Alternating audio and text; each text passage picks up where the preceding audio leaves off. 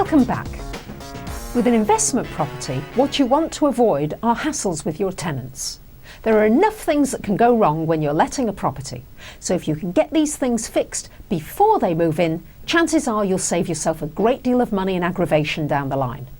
Firstly, the heating. Make sure it works, and if necessary, pay a little extra for a guarantee which gives the tenants an emergency call-out number, so you're not disturbed at a very inconvenient moment. The damp. The last thing you want is tenants calling you out saying that there are mushrooms growing up on the inside of the walls. In fact, this happened to me with one of my properties. It developed dry rot, a very expensive disaster to remedy, all because the builder didn't give me the option of spending an extra £3 for 3 air bricks. Had he done so, my tenants would not have had to contend with huge mushrooms that kept sprouting up all over the bathroom and kitchen walls due to a lack of subfloor ventilation. It's amazing that so many damp companies go out of business within a few years of opening their doors.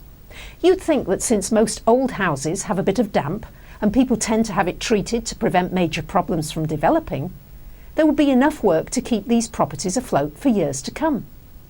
The reality is that many companies will give you 10 and 20-year guarantees, but a couple of years later they're out of business.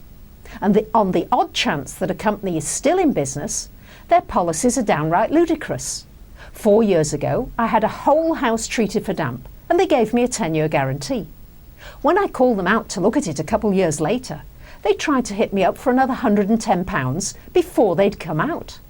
Their new policy was that if they determined that the damp had come back and it was their fault, then they'd fix it. Otherwise, they wanted nothing to do with it. So make sure the damp company you're dealing with is reputable. The roof. Tenants having to use buckets to catch water pouring in have a tendency to lose patience very quickly and to withhold their rent. A ceiling could fall down and injure your tenants. I've had more problems with roofs than with just about anything else in my property investment career. Flat roofs are often the biggest nightmare. They usually last 10 years, sometimes more, sometimes less, but they're always a problem at some stage. My offices had 3 flat roofs, and finding someone who is exceptionally good at doing flat roofs is a real ordeal. I had 5 different roofers come out to bid for the job, and I had 5 different recommendations. The first roofer said they were fine, and they'd last me another 5 years. The second roofer told me to put a coating of tar over them, and that would seal them for a good few years. The third one told me to build up the roof with plasterboard, and then it would be even and drain away properly. The fourth roofer told me that he could recover the existing roof with more felt, and that would do the trick. Finally, the fifth roofer told me that the whole roof had to be stripped away and back to the very bones, and then built up from the start. I went along with the fourth roofer, who wanted to recover the existing one with the better quality felt. I was assured by my master roofer that this roofer was good, but whenever I looked at that roof, there was always a huge pool of water sitting in it, and it looked as though it would leak at any time.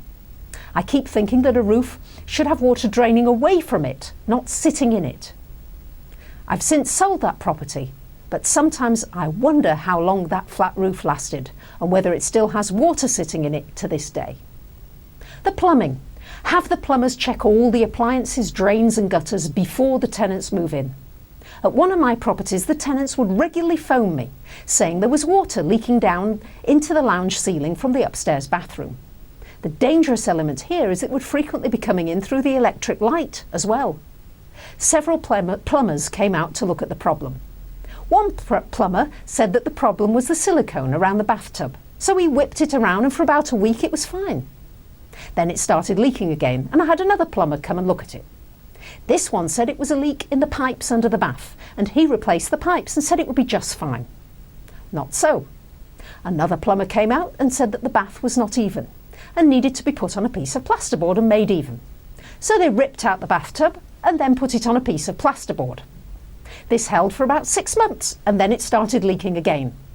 When yet another plumber came out and told me I had to replace the whole bathroom and ceiling, I ushered him out the door. The last plumber I called in had a simpler solution.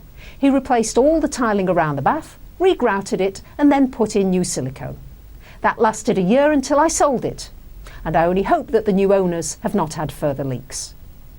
The saying adversity is the mother of invention was very true in another case of one of my properties. The toilet had an enormous big copper pipe coming out of the seat at the back. It looked awful, but each plumber who looked at it said it was best left alone. They said if it ain't broke, don't fix it. Well, it was working, so I opted for not fixing it. Instead, I painted the pipe a cream colour to match the walls and sold the property as is.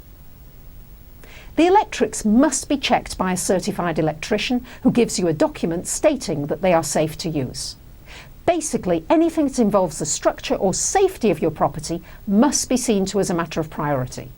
The risk you run otherwise is that your insurance cover may be invalid. So the areas you can afford to economise on with a rental property are the carpets, the appliances, the paint job and the curtains, the quality of the fittings in the kitchen and bathroom. The areas that you must take care of are the plumbing, the electrics, the roof, any damp, the heating cooling system and the washing machine and dryer. Make sure they're in good working order. I had an email from a viewer from last week's show. Jane S. writes, I did as you suggested and got 3 quotes for an extension to my home. Each prospective builder has had a set of plans and therefore they should be quoting from the same hymn sheet. However, their prices range from $45,000 to $95,000. What would you advise? Well, make sure they're quoting for exactly the same amount of work. Is one of them, quote, including materials while the other isn't? Make sure you get references for each builder and go and inspect the work they've done. Don't take somebody else's word for it. Get some more quotes and don't rush into anything. Take your time and get some more recommendations.